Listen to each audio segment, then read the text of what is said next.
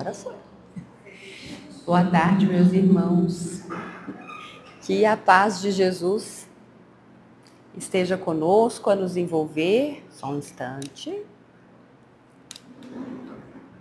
a nos envolver e envolver os nossos corações, que possamos então ter uma bela tarde de domingo, né? Lá fora a gente está ouvindo o cantar dos pássaros, então que seja uma boa tarde para todos nós. Nós vamos começar a reunião de hoje lendo uma mensagem que foi recebida aqui na casa.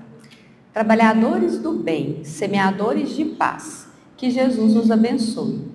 Na seara do Senhor não existe improvisação. Os trabalhadores estão prontos, apostos, munidos de suas ferramentas, e o trabalho está aí para ser executado. Não duvidem jamais da proteção de Deus e dos mestres que estão para ajudar os iniciantes. A boa vontade faz do trabalhador alguém pronto para o início da obra, para o início de um trabalho que cabe a cada um executar da melhor maneira, com o que tem em mãos, as ferramentas benditas. Meus irmãos, o Pai protege os filhos amados, encaminhando protetores a tutelar a todos. A experiência é necessária, mas o amor e o estar à disposição são essenciais. Que Jesus possa abençoar cada trabalho e que os trabalhadores encarnados ou desencarnados estejam sempre apostos, prontos, com vontade de ajudar, dispostos a arregaçar as mangas e dar o melhor de si. Fiquem com Deus.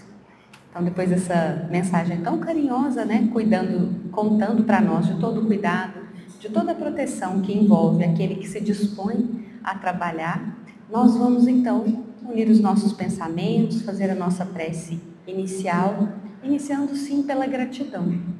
Amado Mestre Jesus, neste momento em que nós nos encontramos, reunidos aqui, mas também conectados pelas tecnologias que nos permitem estarmos juntos, apesar das distâncias e apesar do tempo, nós vamos agradecendo as bênçãos desta casa, agradecendo a cada trabalho que essa casa possibilita e agradecendo a todo o amparo, todo o direcionamento que vem do alto.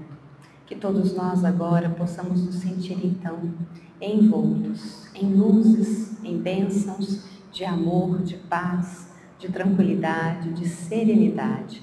Que os nossos corações se sintam acolhidos pela Tua luz, Divino Mestre, e que possamos assim darmos início a mais este estudo, trazendo muita serenidade a cada um dos corações, onde quer que ele se encontre.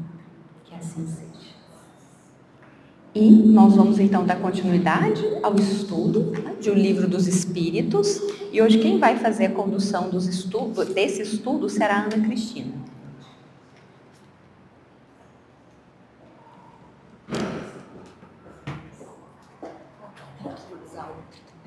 Sim, porque senão o pessoal não vai te ouvir, né? É melhor. Você acha que você põe aqui? Aqui, certo? E...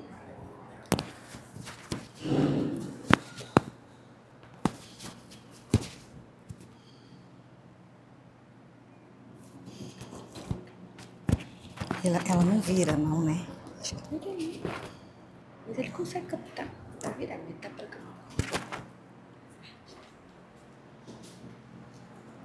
Tá ligado? Deixa eu ver aqui. Boa tarde, meus irmãos. Que o Mestre Jesus nos conceda paz, que a espiritualidade benfeitora possa nos auxiliar hoje e sempre. Meus irmãos, vamos dar continuidade então ao estudo de O Livro dos Espíritos, mas antes da gente já dar entrada na questão em si, vamos lembrar rapidamente do capítulo ao qual nós estamos trabalhando. Nós estamos no capítulo 1º do livro 4º, que fala das penas e gozos futuros, no item 4, natureza das penas e gozos futuros, na questão de 971, a linha A. Antes, porém, vamos refletir a respeito do estudo, né? A Joelma nos trouxe na mensagem inicial falando que a gente precisa estar apto aí a esse trabalho espiritual a que nós todos estamos buscando desenvolver na atual existência. E aí a gente tem que entender, então, por exemplo, por que muitas vezes permaneceu a respeito das penas e gozos futuros essas visões limitantes, essas visões limitadas sobre a complexidade do nosso ser. Por que a gente está falando isso? Porque a gente está vendo muito a respeito, né, dos espíritos em sofrimento, quando os bons espíritos vêm nos aconselhar, quando os maus espíritos vêm também tentar nos influenciar. E ontem tivemos a oportunidade de fazermos um estudo no Shopping Park sobre um tema muito semelhante, que era anjos e demônios. Quando a gente foi estudar para esse assunto, que acaba que também faz uma correlação com o que a gente está trabalhando aqui, nós pesquisamos no livro Céu e Inferno, né, no capítulo 4, em que o Kardec vai trazer uma importante informação, quando ele diz lá que a diversidade de sistemas de crenças a que nós fomos habituados durante muito tempo vai tentar dar conta do que seria essa vida futura. Aí o Kardec está trazendo para nós ali não só as religiões, ele também fala das filosofias de vida, mas em especial as religiões, porque ele está tratando do capítulo do inferno e ele vai falar que a maioria das religiões tem o mesmo tratamento para esse espaço. E aí nós ficamos assim, tentando entender ali, quando o Kardec está nos explicando, que não é um espaço que nós vamos vivenciar, nem do céu, nem do inferno. Ele vai trazer para nós que são estados de consciência. Por quê? Consequência do quê, meus irmãos? Da vida, das nossas ações aqui, que vai definir o que nós vamos vivenciar nessa vida futura. E aprender desde já a relativizar essas penas que não são eternas. Não existem punições eternas e nem condenação absoluta. Aí o que a gente vai entender no texto do Kardec, que muito nos auxilia? Até um determinado momento existiu uma visão dualista, uma visão de oposições, céu, inferno, anjo, demônio, para que o momento em que nós, como seres humanos, tivéssemos a oportunidade de ressignificar tudo isso. Por quê? Então não existe oposição? Essa oposição, o Kardec diz que não existe. Existe essa alma em movimento, essa alma que vai ter momentos de temores e esperanças, essa alma que se alegra e é triste também, essa alma que tem luz e sombra.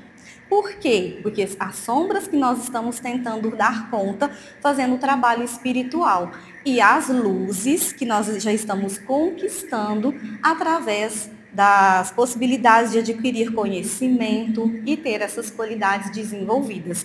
Então, nós somos feitos dessas questões, mas não como oposição. É isso que o Kardec vai nos mostrar. Aí a gente começa, então, iniciando com uma pergunta. Quem nós somos quando ninguém nos vê? Essa é uma pergunta que a gente tem que fazer todos os dias. Quem nós somos quando ninguém nos vê? João Guimarães Rosa, ele tem uma frase muito interessante, que ele diz assim: tudo se finge primeiro, germina autêntico é depois. O que ele está querendo dizer com isso? Está dentro de um ponto em que o personagem tem uma dificuldade muito grande de se enxergar. Então, quando a gente traz para isso que a gente está estudando aqui hoje, vamos pensar nos auto-enganos que nós nos colocamos. Em todas as vezes que nós escondemos as nossas dores, ou pelo medo de enfrentá-las, ou porque elas trazem limitações muito difíceis para nós. Mas aí ele diz, tudo se finge primeiro. Às vezes a gente esconde essa dor, para depois germinar o autêntico depois. E aí esse germinar é esse exercício, esse esforço diário que todos nós devemos fazer. E para a gente obter isso, a gente vai para aquilo que o Kardec nos traz. Vamos para a lei de progresso, que é uma lei para todos nós. Não ficaremos para trás. E aí a gente vai aprender a partilhar, a ser coletivo, nós vamos aprender a ter respeito e tolerância pelas decisões do outro, e nós vamos aprender a partilhar principalmente a felicidade em coisas simples do cotidiano, e não em coisas quiméricas maravilhosas. Vamos também, ao mesmo tempo, repensar essa questão do nosso ego, para libertar do nosso ego, para a gente também poder trabalhar o orgulho que ainda nós todos carregamos. Aí o Espiritismo, ele vem nesse momento nos trazer essa informação tão importante com o relato dos espíritos que vivenciaram desde tristezas absurdas até grandes felicidades. Esses relatos que passaram com uma autoridade universal. O Espiritismo que vem dizer para nós, depende de cada um de nós fazer a autodescoberta. Não é o outro que vai descobrir quem nós somos nós mesmos. E aí é basicamente até então que nós vimos discutindo até a questão de 971. Vamos então já iniciar nas questões para a gente poder... A gente faz a leitura e a resposta, João? Na questão de 971, a nossa irmã Elô já trabalhou no estudo anterior. Nós só vamos relembrá-la, porque a gente está na número 971, a linha A. Na questão de 971, o que o Kardec perguntava? Se a influência que os espíritos exercem uns sobre os outros é sempre boa. Já vou para a resposta, então. Sempre boa da parte dos bons espíritos, é claro. Mas os espíritos perversos procuram desviar do caminho do bem e do arrependimento os que consideram suscetíveis de serem arrastados e que muitas vezes levaram para o mal durante a vida terrena. Nessa questão que já foi trabalhada no estudo anterior, só vamos fazer assim a reflexão sobre o que os bons espíritos vêm nos trazer. Claro, sempre bons conselhos, encorajar cada um de nós a lidar com as nossas imperfeições, trazer consolação quando nos encontrarmos em extremo sofrimento. É o que nós esperamos dos bons espíritos e eles nos auxiliam sempre. A questão é que nem sempre nós estamos dando sintonia para isso. E os maus espíritos, eles vão tentar nos induzir ao erro, que é o que está sendo colocado aqui na resposta, porque eles também estão em sofrimento. Então, eles não desejam que sejamos felizes. Por quê? Porque eles ignoram esse bem. Eles também estão em processo de aprendizado, assim como nós. Quando nós falamos do estudo de ontem, dessa imagem de anjos e demônios, lembra da famosa figurinha? Quando a gente vai tomar as nossas decisões, escolhas, que a gente tem um anjinho do lado e o diabinho do outro, né? Como se não tivéssemos a escolha diante daquilo, né? E aí a gente sabe, pelo Espiritismo, que não existe alguém que nos induza sem que façamos a escolha, né? Influências existem? Sim, claro, elas existem, mas depende de como eu vou estar vibrando. Então, há aí uma grande responsabilidade da nossa parte em aceitar essa influência perniciosa ou não. E permitir, talvez, que os bons espíritos acessem a nós, aproximar de nós, ter essa humildade de entender que nós temos a fragilidade. E que os maus espíritos podem, nesse sentido, também serem instruídos a caminharem conosco no caminho do bem. Então, essa foi a questão colocada na aula passada. Antes da gente passar para 971, a linha A, vamos só fazer uma lembrança de uma parábola do Cristo, que é a parábola do fermento. Ela está no Evangelho de Mateus e Lucas, e é uma parábola muito curta de Jesus, em que ele vai dizer que a mulher estava trabalhando um pão e ele adiciona ali, de forma muito sutil, fermento àquela massa, para depois fazer crescer aquele pão.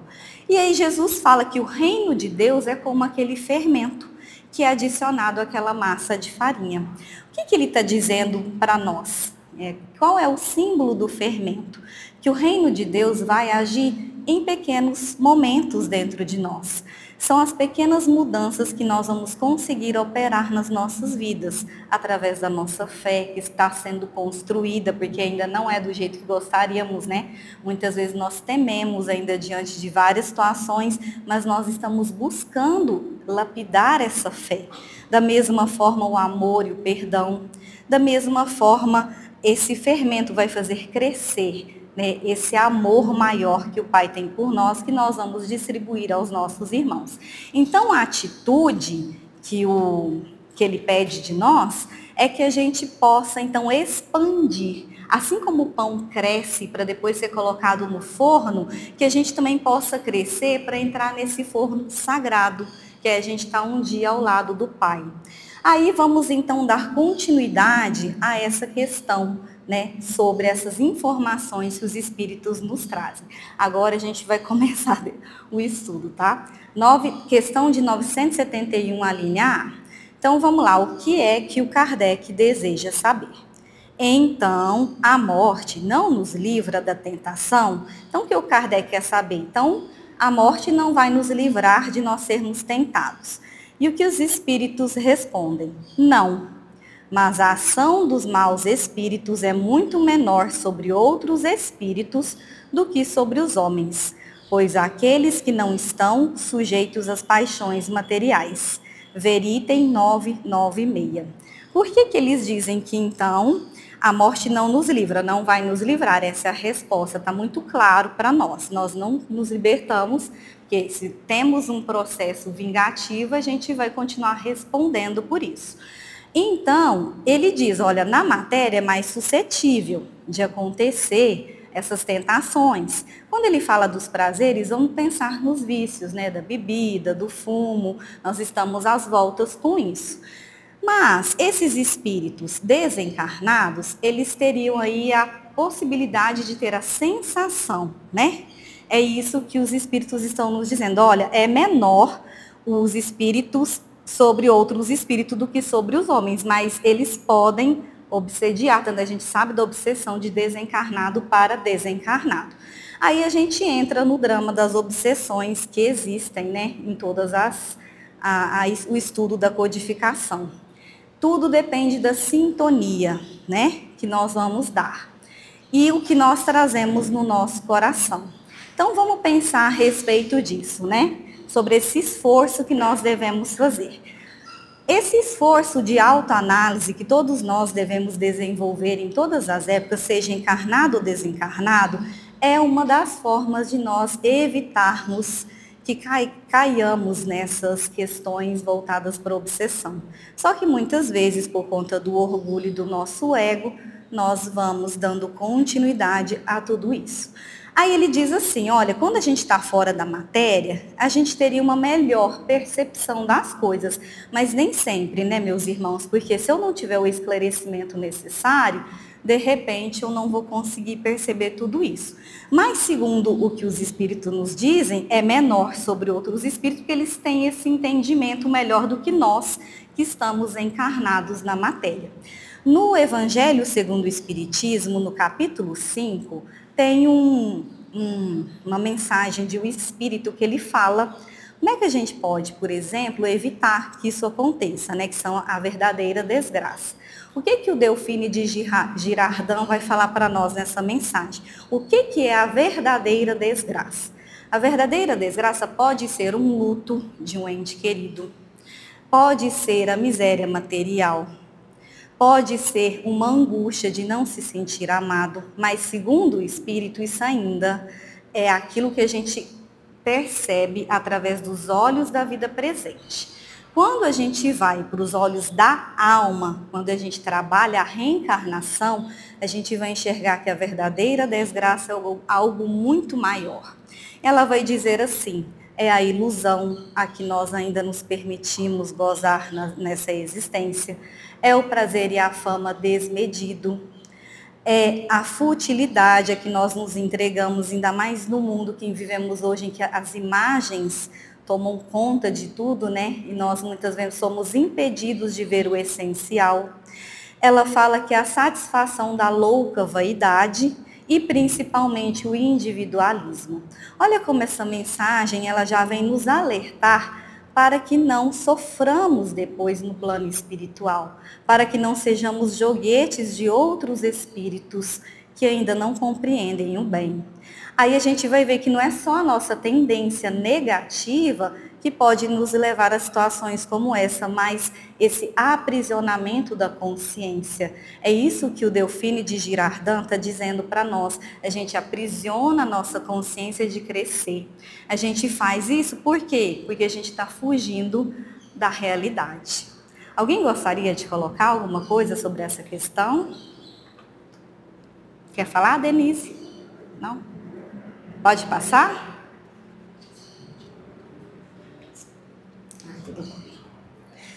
Agora, então, vamos para obrigada, Jorge. Para de 972. Como procedem os maus espíritos para tentar os outros espíritos se não dispõem do auxílio das paixões? Então, o que o Kardec quer saber? Existe uma forma, né, desses maus espíritos tentar os outros se eles não têm aí as paixões materiais? E eles vão dizer, se as paixões não existem materialmente, existem, entretanto, no pensamento dos espíritos atrasados.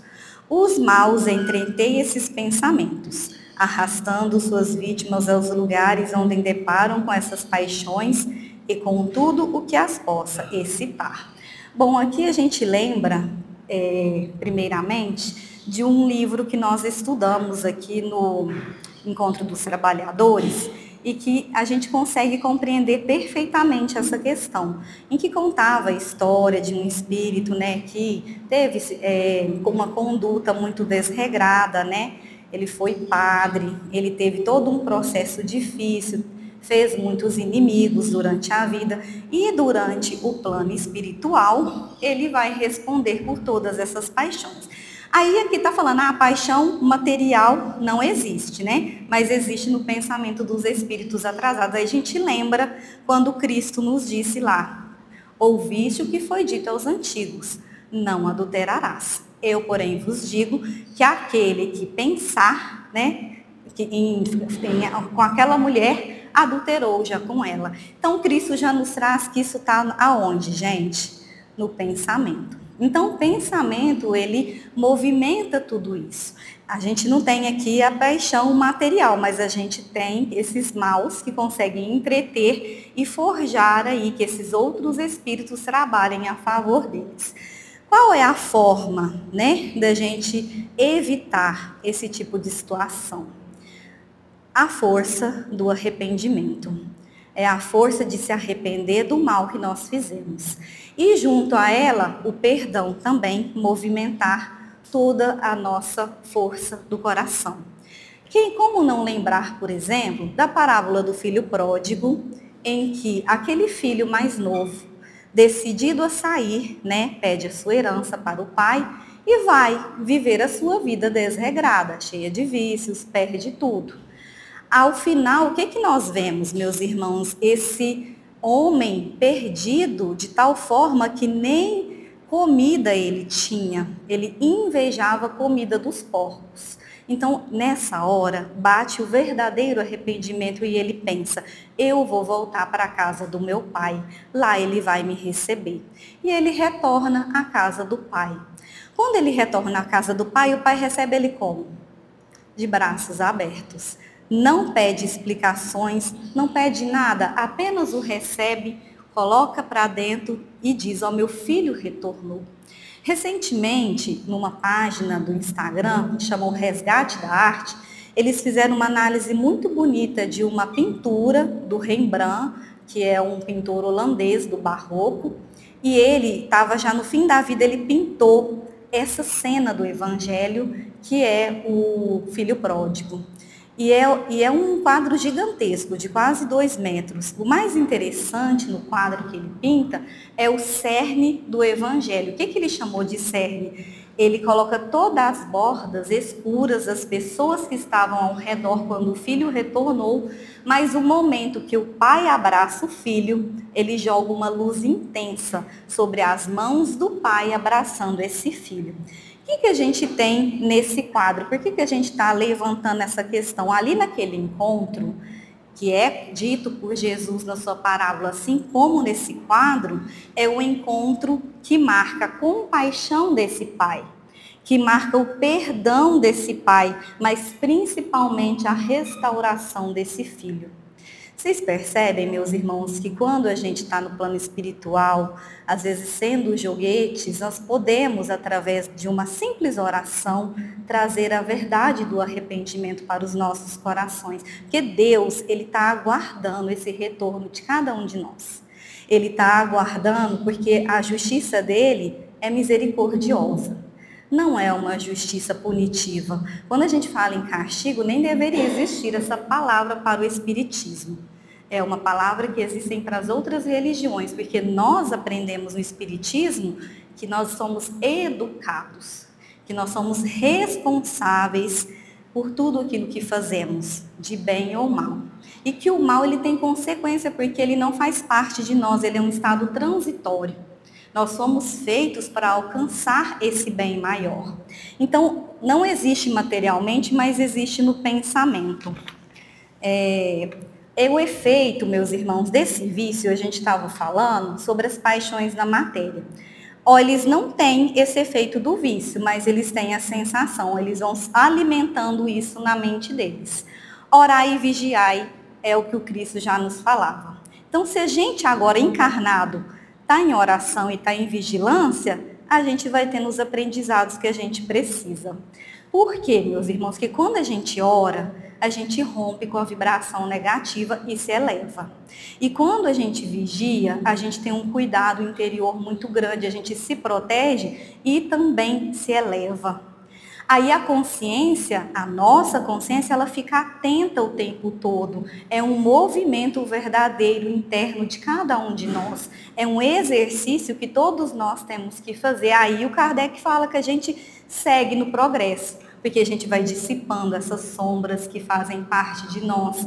A gente vai dominando os nossos impulsos e principalmente amando mais a nós. Porque eu acho que hoje falta muito isso, a gente se amar mais, a gente se ver mais. O que acontece às vezes? Toda hora é a consciência culpada, né? Eu tenho culpa disso, eu tenho culpa daquilo, e a consciência culpada não nos ajuda em nada. A consciência culpada, ela impede mesmo a mudança, ela faz a gente estagnar. Então, é a gente ter essa coragem de enfrentar a nós mesmos e principalmente de ouvir Santo Agostinho bater na nossa mente. Conhece a ti mesmo. É o autoconhecimento, não tem outra saída. É o autoconhecimento que nos leva à viagem interior que todos nós devemos fazer. Então, quando ele fala que esses maus vão entreter, arrastar as suas vítimas, porque essas pessoas elas não se conhecem. Esses espíritos não se conhecem para saber da força de mudança que eles têm para fazer. Então, é sempre a gente pensar que esse arrependimento, a força do perdão, pode tudo, porque o Pai nos ama e nos aguarda esse retorno. Vocês querem perguntar alguma coisa sobre essa questão? Pode? Então, vamos lá. A gente estava falando de Santo Agostinho e nós anotamos aqui uma frase dele do livro Confissões. Não é o Santo Agostinho Espírito, é quando ele ainda era o teólogo da igreja. Porque ele fala dessa viagem interior que tem a ver com a questão de 972, a linha A. Ele diz assim: as pessoas viajam para admirar as alturas das montanhas, as ondas do mar, o movimento circular das estrelas e passam por si mesmas sem se admirar. Olha só que ele está chamando a atenção. Então, hoje, é o que a gente disse no início, nós estamos cercados por imagens, por esse estranhamento todo que a nossa sociedade nos faz passar e deixamos de ver a nossa própria interioridade. É assim, nós vemos o céu lá fora cheio de estrelas, mas não olhamos a constelação que está dentro da gente. A gente olha o fluxo das águas, os rios, os mares, mas a gente não vê, ouve e vê os nossos pensamentos. Nós estamos muito perdidos, meus irmãos, quando Santo Agostinho chama no livro Confissões. E na questão de 919 de O Livro dos Espíritos, ele volta à importância do autoconhecimento, de você, quando você for se reconhecer, você admirar por quem você é e não ficar apenas contemplando. É a gente ter essa coragem de oferecer a si mesmo, né, essa leitura íntima. Mas, e se você começar a fazer isso, também auxiliar aquele que está do seu lado, ainda de olhos fechados. É tão bonito essa passagem de Santo Agostinho, porque ela vem trazer exatamente tudo isso que esses espíritos ainda se mostram perdidos pela falta do arrependimento. Inclusive, quando Kardec nos pede na questão de 971 a linha A para ver o item 996, que está mais adiante, ele está tratando do arrependimento tardio. Ele está falando lá dos espíritos que têm essa dificuldade. Nós não vamos mencionar hoje, mas só para vocês entenderem que é essa questão que nós estamos falando a respeito do arrependimento. Cada um vai ter o seu momento, o seu despertar da sua consciência. O Kardec traz isso no Evangelho. Quando lá no Evangelho, ele fala lá, né, que cada um tem o seu momento para acontecer o despertar da sua consciência. Não sou eu que vou fazer na Denise, ela que tem que fazer nela. Não sou eu que vou fazer na Alexandra e nem ela vai fazer em mim. É cada um que vai buscando esse despertar. Às vezes através do sofrimento e às vezes não. Às vezes a gente pode tomar uma decisão sem passar por um grande sofrimento. É que é mais comum, às vezes, a gente passar por algo para poder ter esse aprendizado. Então, vamos para 972, a linha A. Mas para que servem essas paixões se lhes falta o objeto real? Assim é precisamente para o seu suplício. O avarento vê o ouro que não pode possuir, o devasso, as orgias de que não pode participar, o orgulhoso, as honras que inveja e de que não pode gozar. O céu e o inferno nos traz uma infinidade de mensagens para a gente entender tudo isso. Quais são as histórias de tanto sofrimento desses irmãos nossos que passaram por uma série de vícios e tiveram que responder por eles depois. Então, se nós formos ler, né, no céu e inferno, a gente vai se compadecendo e às vezes até já aprendendo a partir dali a lidar melhor com os nossos vícios. Mas tem uma história que veio à nossa mente agora, que foi contada pelo espírito Camilo Castelo Branco, a Ivone do Amaral Pereira, está naquele livro Nas Telas do Infinito. A história é de um barão em Portugal, no ano de 1640, ele chamava Barão Dom André de Casablanca. Ele era um homem de grandes posses, viajado, conhecido pela sua intelectualidade. Então, ele viajou já nas Índias, para todos os lados, e com isso ele foi recolhendo muito, muito mesmo, não só a questão material, mas obras de arte, tapetes persas. Então, ele tinha tudo isso no seu castelo. O que a gente tem que entender nessa história? Ele morava num castelo e ao seu redor havia uma aldeia muito pobre. Aquelas pessoas da aldeia trabalhavam para ele. Ele era solitário, ele não tinha ninguém em vida. Então, ele ficou pensando, bom, eu não vou arrumar nenhuma pessoa, vai ficar toda a minha fortuna para o meu sobrinho? E aí aquilo começou a ser uma constante na cabeça dele. Ao que então ele é acometido de uma doença gravíssima e é avisado que não duraria muito tempo. O que ele faz? Ele pega toda a riqueza, tudo aquilo que ele gostava muito, põe numa ala 2 do castelo e tranca. E ele fala, bom, eu vou pôr no testamento que está do lado de cá e eles não vão ter acesso ao que eu guardei, a questão da avareza. E aí o que acontece? Ele vem a óbito. Mas ele teve algum descanso, meus irmãos? De jeito nenhum. O tempo todo, seu espírito atormentado por conta dessa questão da avareza. O sobrinho, Diogo, vai assumir então a herança, vai morar no castelo com a mãe e com a noiva. A noiva tinha mediunidade e é ela que vai ser a intermediária das comunicações que ele vai passar. A princípio, todo mundo com muito medo do que estava acontecendo, mas então ele explica. E por que nós escolhemos essa história? É muito bonito o relato desse espírito, quando ele percebe a dor da avareza para o espírito dele. Ele diz que a amargura é tamanha que ele não tinha sossego.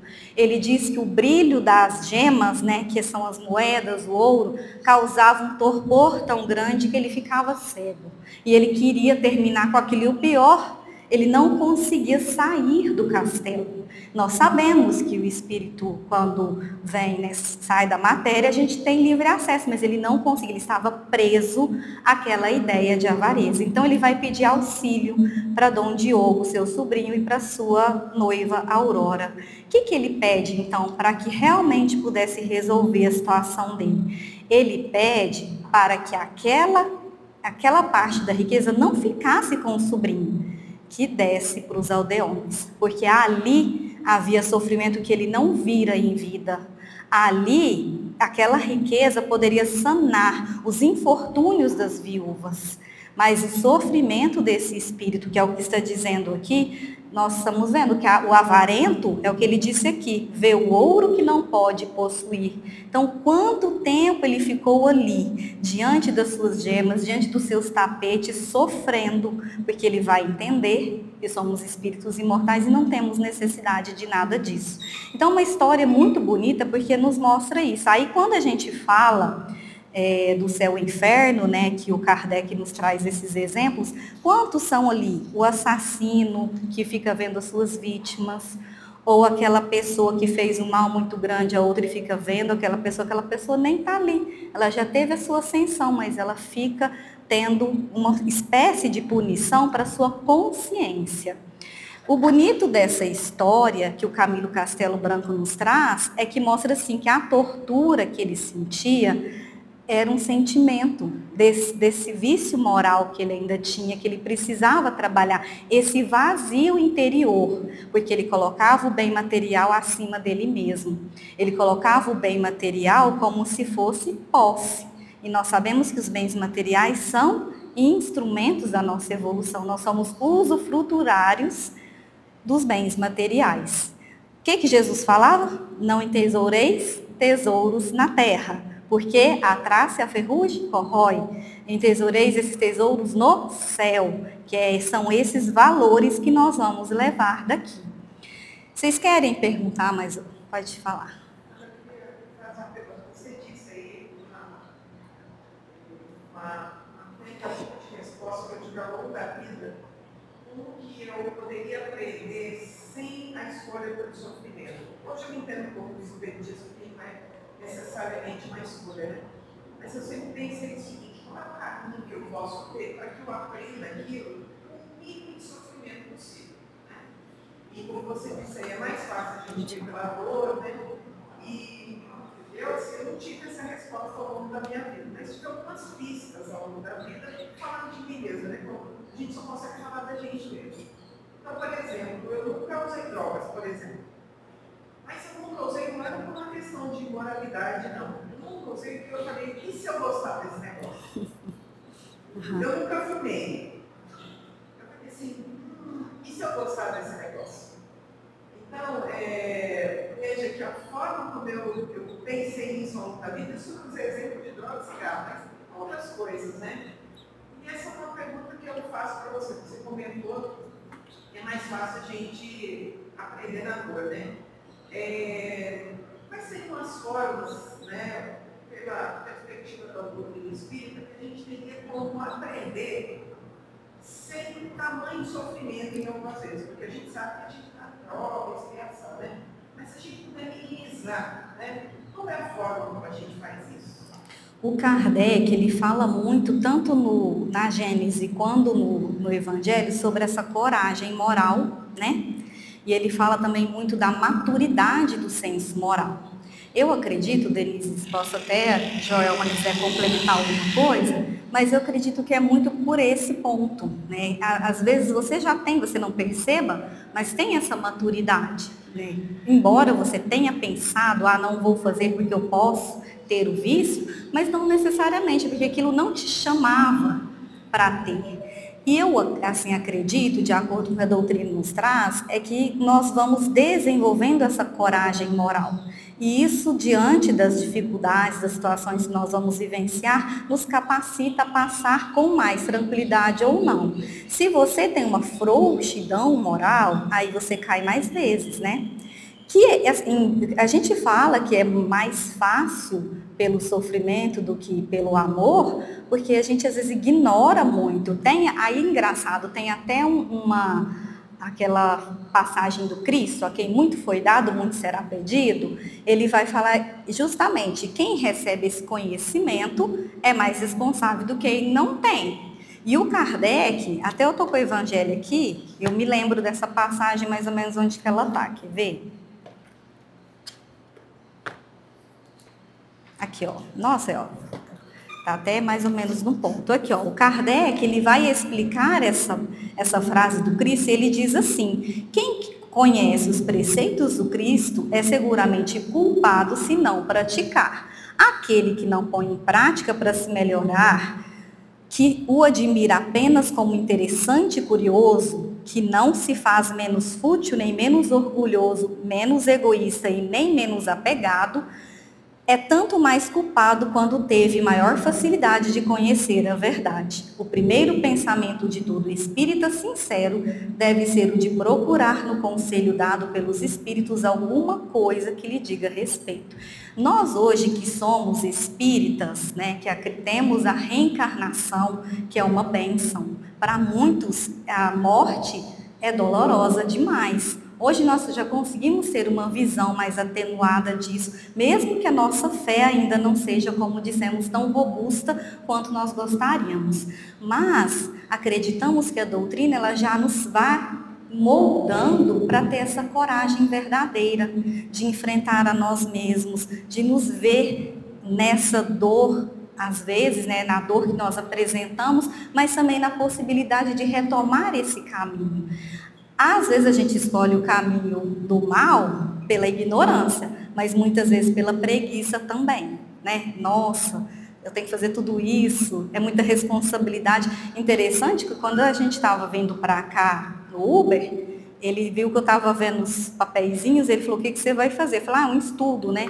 Aí ele perguntou sobre o Espiritismo. O Espiritismo, ele nos ensina muita responsabilidade das nossas ações. Ele falou assim, nossa moça, isso aí não é fácil não. Mas para a gente pensar que é um constante convite a essa responsabilidade diante das nossas ações. E como já está dando o horário, não vai ter como fazer a próxima questão, lembramos aqui uma história muito bonita, né? Que a gente sabe que o apóstolo Judas teve uma das piores, segundo ele, à época, né? Decisões de entregar o Cristo. E aquilo foi tamanho difícil para ele que ele veio tirar a própria vida, né? Através do autoextermínio. E aí, meus irmãos, tem um lindo poema da Maria Dolores, falando como Judas estava no plano espiritual e como que essa justiça misericordiosa de Deus Pai o alcançou como alcança a todos nós. Não podemos trazer o poema como um todo porque é muito longo, mas um trechinho dele, em que ele estava solitário, cansado de sofrimento. Judas chorava muito. Chegou então uma nobre mulher de esplendores luzes. Com muito carinho ela disse, meu filho, por que choras? Acaso não conhece quem sou? Sou Judas, o traidor, aniquilei meu Senhor. Meu filho, sei que sofres pelo remorso, venho apenas te lembrar, Deus é amor em toda parte. Logo Judas renascerá e vai reparar o mal que fizeste numa nova encarnação. Quem sois vós, nobre anjo? Quem sois vós que ama tanto a mim? Meu filho, sou Maria, mãe de Jesus. Segundo esse poema belíssimo de Maria Dolores, ela foi designada pelo próprio Cristo a buscar aquele que se sentia perdido. E aqui fica para nós, nesse estudo que estamos fazendo sobre as imperfeições que ainda carregamos, e por isso podemos ter o drama das obsessões, mas a gente acreditar que essa justiça alcança a todos nós, que Deus é bom o tempo todo e em toda parte, que Ele possa nos abençoar hoje e sempre.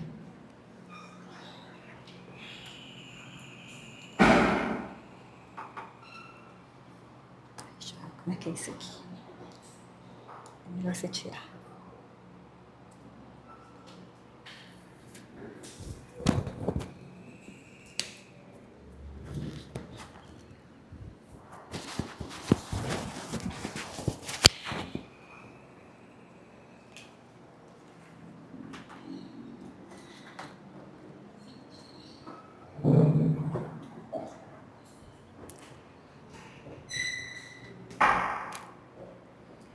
Obrigada, Ana Cristina, pela condução do estudo, né?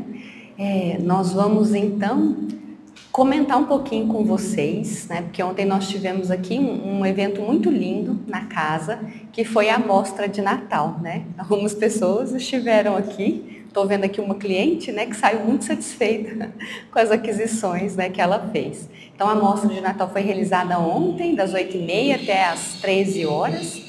Nós tivemos aí, né, a possibilidade de tomar um cafezinho, né, um cafezinho com bolinho, com pão de queijo ali. Teve uma rosquinha, gente, Romeu e Julieta, que fez muito sucesso. O pessoal falou bastante, né, ali. Mas o mais bonito é ver ali aquele trabalho, né, que foi feito durante todo o ano, né, pelas artesãs aqui da casa, pelas trabalhadoras da casa, ali podendo, né, encontrar aquelas pessoas que vieram para poder levar aquela lembrancinha, para poder levar algo para decorar sua casa, para presentear alguém muito querido. E não só isso, né? Mas o mais importante para nós aqui é essa questão da convivência fraterna, né? Dos abraços que são trocados, ali dos sorrisos, né? Enfim, então todo esse movimento. E é claro também, né, que o resultado aí de tanto trabalho realizado no decorrer do ano, ele é direcionado o quê? Para as atividades, né, para as obras assistenciais do semeador.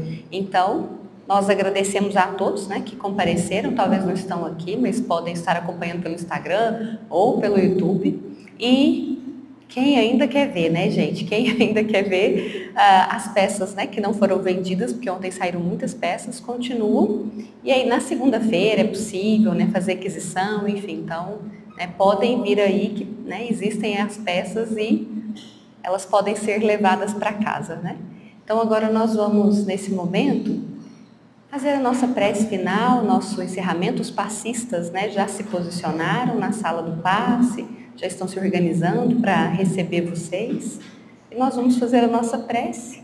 E aí, lembrando, né, que a fila do passe primeiro atende, né, as pessoas com preferência e as crianças, né, tem prioridade. E aí, na sequência, a fila vai seguindo os bancos da frente, tá? Então, vamos fazer a nossa prece. Amado Mestre Jesus, neste momento, nós agradecemos. Agradecemos pelo estudo, pelas histórias que nos foram trazidas, que nós possamos lembrar do depoimento, do testemunho de cada um desses irmãos que já retornaram ao plano espiritual e que nos deixaram os ensinamentos, que nos deixaram o aprendizado com o seu próprio exemplo. Exemplo que, se seguido, se entendido, pode nos poupar a dor, pode nos poupar o sofrimento, pode nos incentivar à prática do bem, à prática do amor, atendendo sempre, Mestre, ao chamado que nos fizestes, fazer ao outro aquilo que nós gostaríamos que nos fosse feito. Ajuda-nos, amado Mestre Jesus, que o nosso olhar não fique focado apenas em nós, nos nossos familiares, nas pessoas que nós amamos. Ajuda-nos a nos libertar do orgulho, do egoísmo e estender o nosso olhar a todos os nossos irmãos. Olhar em cada um e reconhecer a Ti, Senhor, como um filho de Deus, nosso Pai, que assim como nós necessita de ajuda, necessita de compreensão, de carinho, de tolerância, de compaixão e misericórdia. Ajuda-nos, Senhor Jesus, a despertar o melhor que há em nossos corações, nessa época tão bonita que o nosso planeta Terra vibra mais fortemente na fraternidade em razão do Teu nascimento. Renasça, amado Mestre, em nossos corações, no desejo de servir, de ajudar, garantindo assim a cada um de nós a paz, a felicidade, a tranquilidade e a nossa transformação moral. Que assim seja.